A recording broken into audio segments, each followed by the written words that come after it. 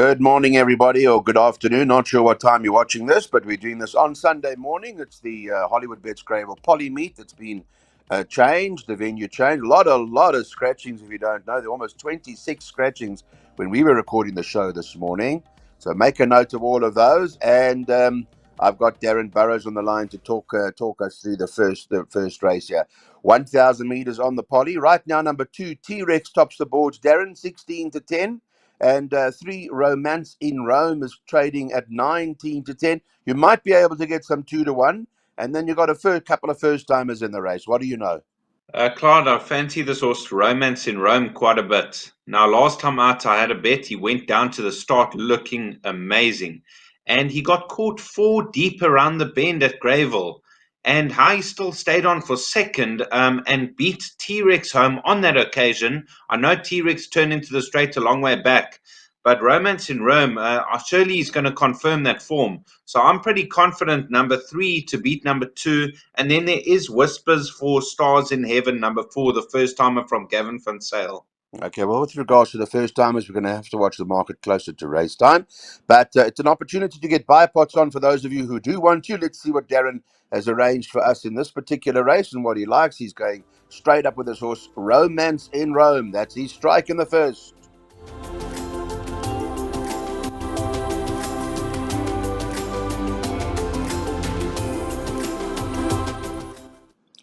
On to race 2, it's a maiden plate. It's over 1,200 meters. We've got a favourite in here called Approachable Lass.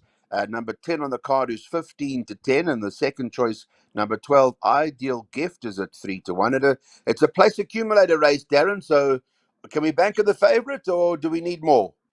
You could get away with the favourite. You know, it was a good second on debut, but she did start 40-1. Now, on that occasion, she beat number 8, Vivia Mavida. She was only a short head in front of her. So there's only a nose separating numbers 8 and 10, but the 10 was making her debut. So she's open to further improvement. Of the rest, Ideal Gift, she drops in trip. She is an ideal world. The 1200 is a bit of a concern. All right, so we're going to have to go a few runners by the sounds of things. Let's have a look at what we intend on doing. First leg of the place accumulator. We are not doing that. We're doing exactors from Darren's side. He'd prefer to do that and take those exactors and those numbers that are on the screen at the moment.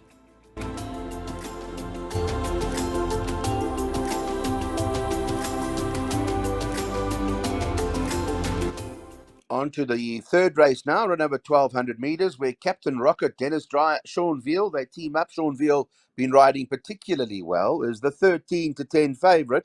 Does look the right horse, Darren, and hoping maybe we can banker this in the pick 6. What do you think? Clyde, I believe you can get away bankering him in the pick 6. Last time out, he must have turned into the straight 10 lengths back, and he absolutely took off late. Now, that form line, we've seen one runner come out of there and one winner. The horse that finished just in front of him came out to win. So that confirms that form. He jumps from a decent draw, and I'm hoping he's not far back this time. I'm hoping he holds his position and he's got a big action. He can lengthen his stride in the straight. With the scratchings of numbers 5, 7, and 12, his dangers, it really does look close to a one-horse race. His danger being African Dusk. The drop back in trip, I don't think is ideal though. Okay, well, let's go through that. Also talking about that ran second, one runner, one winner. Roy's July Magic came out and won. We finished just ahead of Captain Rocket. Let's go through your pick 6, Darren. First leg 3 and 9, by 4 and 8, by 2 and 3. So I see the first 3 legs being 2-horse races. By the field, excluding the scratchings, by 2 and 3, by 1, 5 and 9. The last leg, feel free to add Lady Heist in. She is your current favorite. It's a small perm of 288 Rand.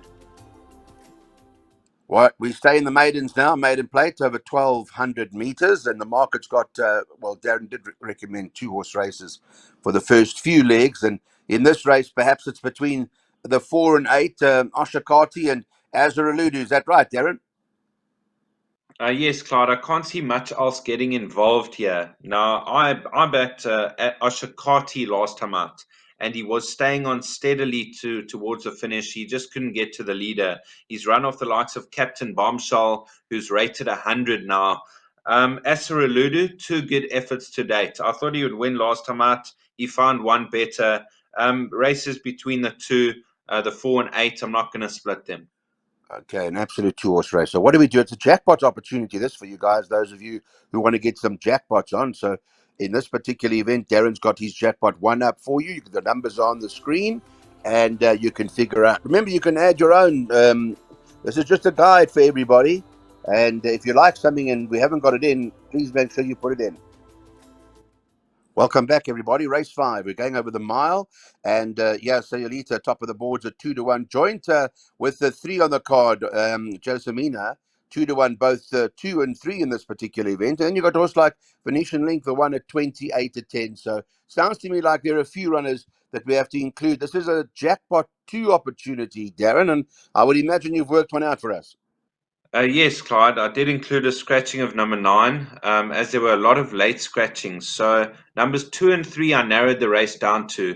Now, Sayulita's obviously going to appreciate the change of course and the change of surface, because last time out ran a very good second on the poly track.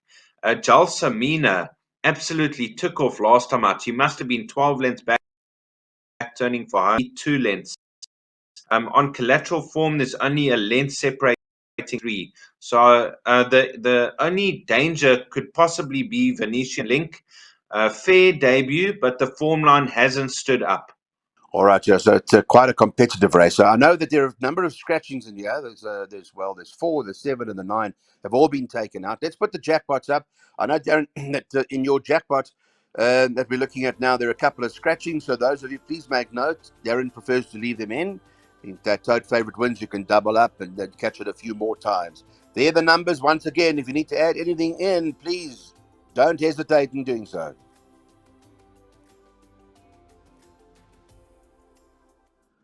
We now move on to race number 6, where Iron Will, Alison Wright, Keegan DeMello, the combination works well, 5-2. Bots and Dennis Dreyer, Sean Veal, 28-10. Those two in there. And Peter Muscat's got a horse in here too called Manhattan Cafe, number 4 on the card, priced up at 7-2. Let's talk about the race. The Keegan DeMello, Alison Wright combination here, Darren, appeals to everybody most of the time. Just how strong do you think Iron Will is here? Clyde, I would have preferred him on the turf, but he's going to remain my first choice. Now, 3 runs back, he beat Money Heist, very highly regarded. And last time out, he chased home Captain Casey, also very highly regarded. They dropped him 2 points from his last start. So surely Iron Will, this could be Keegan DeMello's winner for the day. 54.5 kilos, everything in his favor.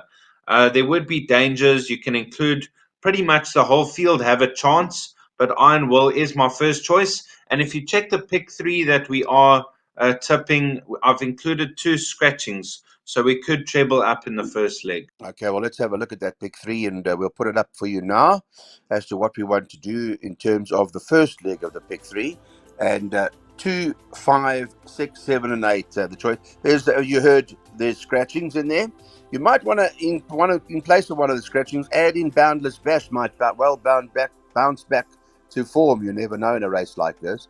But Darren did say this horse Iron World being his first choice. Second leg of the pick 3, we're going to banker the 2 France Le Her. And then in the last leg of the pick 3, those are the 3 runners. And that's the amount that you may want to spend. So there are only, how many are there? 1, 2, 3, 4, 5 horses that go to the gate here. Number 2, France Le Her, tops the boards at 16-10 when recording the show at 10 o'clock on the Sunday morning. 3, Pray for Rain, 22-10, second choice. And then they've got this horse, Prince Crash, who's trading at 4-1. So in your pick 3, where you picked up that France Le Her, you went for that as a banker. I would imagine, is that horse worth a bet, or what's the player? Clyde, I was very confident when he was running at Scottsville. Now that they've changed surface, my only concern is that he was a bit sluggish last time out, and he did run on very strongly. But then again, it was his second run after a lengthy layoff, and receiving 8.5 kilos from Pray for Rain, he could well get it right. He's drawn well. I'm hoping that he's not too far back. That's my concern. They are going to go fast in 1,000. Franz Lahar, and then Pray for Rain, the class act in the race, giving him a lot of weight for second. All right, well, let's put up as a recommendation in terms of what we should be doing in this the 7th race with only the last 2 to go. And Darren's recommending in any event that France Le Her is the one to beat.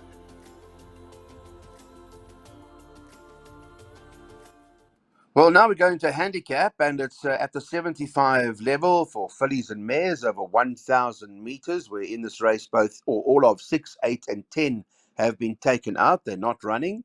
And number 4, Lady Heist, was top of the boards when we were doing the show this morning, 22 to 10. 1, Kalulo, second choice, 7 to 2. And number 7, Grew of Ice, trading at 5 to 1. That's the current market. Darren, let's go through your selections. Clive, I like this horse Pelargonium a bit. Now she's previously won off a 81 mark on the poly over 1200 when she beat Maiden's Prayer, and she went to the front and she hung on. She now races off a 78 and she gets 2.5 kilos apprentice allowance. So if the thousand's just not on the sharp side, I think she'll run a big race. Danger would be a horse like Kalula. I would have preferred her at Scottsville, but she should be competitive from a one draw. And then hereafter, she's run and races, and I think she'll be competitive.